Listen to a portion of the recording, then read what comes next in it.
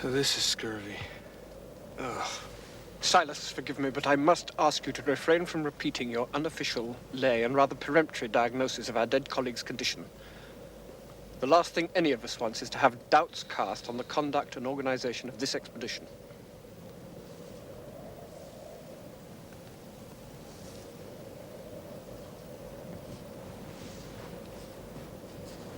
Anything you say, Hatch.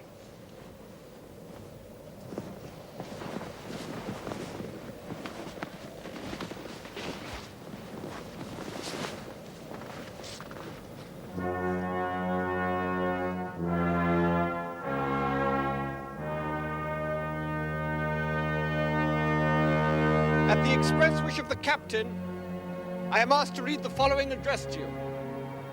It is headed, Message to the Public.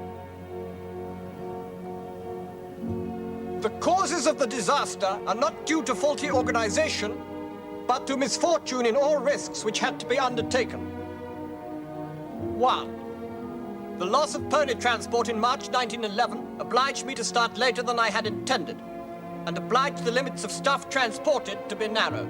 2. The weather throughout the outward journey, and especially the long gale in 83 degrees, stopped us. 3. The soft snow in the lower reaches of the Beardmore Glacier again reduced pace. We fought these untoward events with a will, and conquered, but it cut into our provision reserves.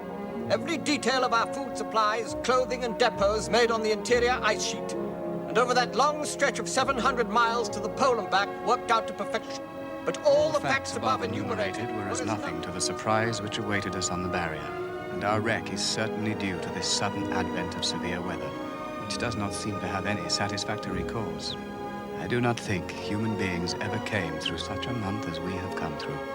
For my own sake, I do not regret this journey, which has shown that Englishmen can endure hardships, help one another, and meet death with as great a fortitude as ever in the past.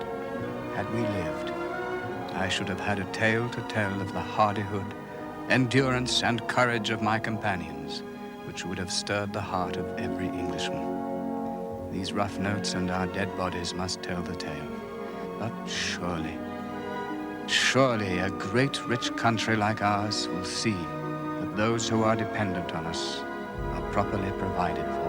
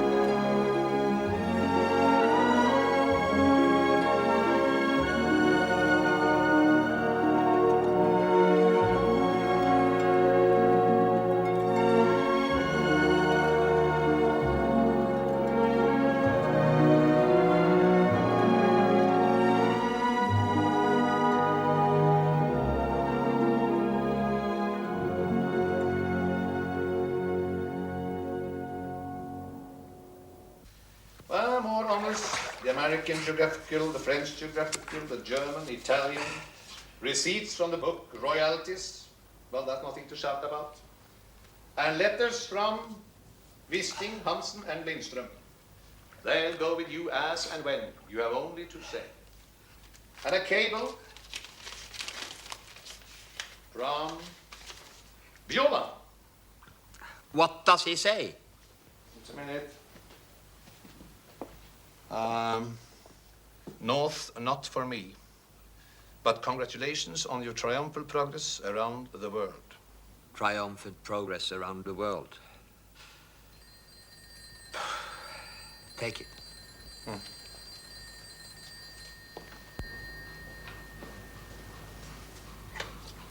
Hello? Oh, hello. No, he's taking a bath. Oh. I see. Yeah, I'll tell him. Goodbye. Who was it? Nansen. Will he never give me peace? I'll go north when there is money for the journey and when the Norwegian government agree to honor their pledges. I know it's a point of honor to complete the journey. Why cannot he understand? I cannot move on the matter.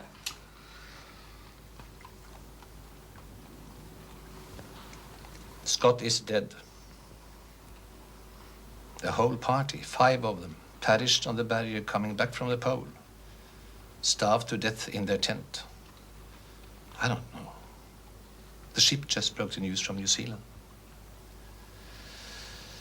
So, Nansen wants to discuss a statement. He's anxious you shouldn't say anything undiplomatic. True, you mean? What's there to say? It's quite a coup. He wins at the last. He wins. Have we done with the mail? More or less. A note from Shackleton, one from Peary, another from Cook. Ah, good old Fred. Looking forward to meeting you in New York in the fall. Dear old Fred. 30 years in the ice and never lost a single comrade's life. And the world's already forgotten him.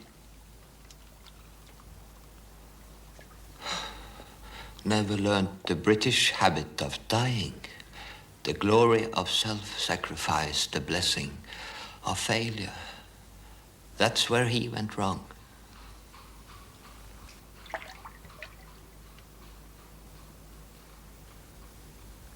Horrible.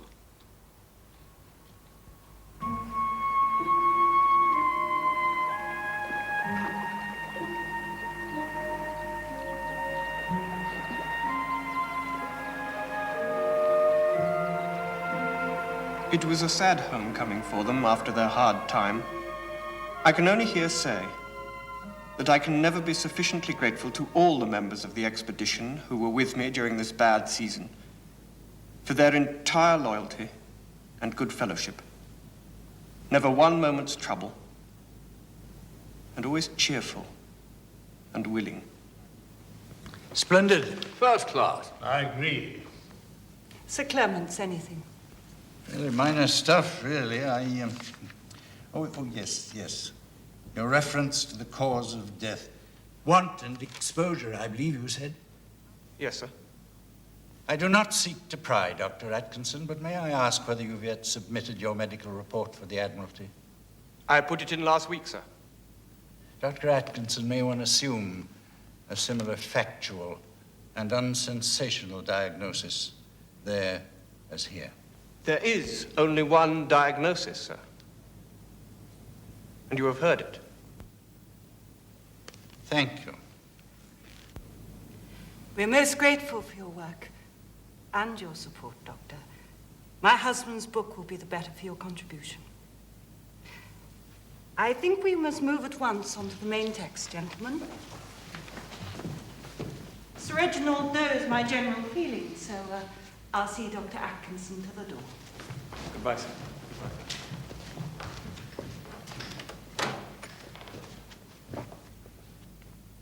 Charming man. The man's a fool. Can't tell his ass from a pineapple. Damn lucky he's not facing a court-martial. Doesn't mean he won't go far. He's a damn clever report writer. Excuse me, gentlemen, I must go to the laboratory.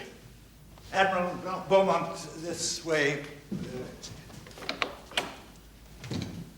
By the way, we want no truck with public inquiries as to causes and so on. Never know where that will lead.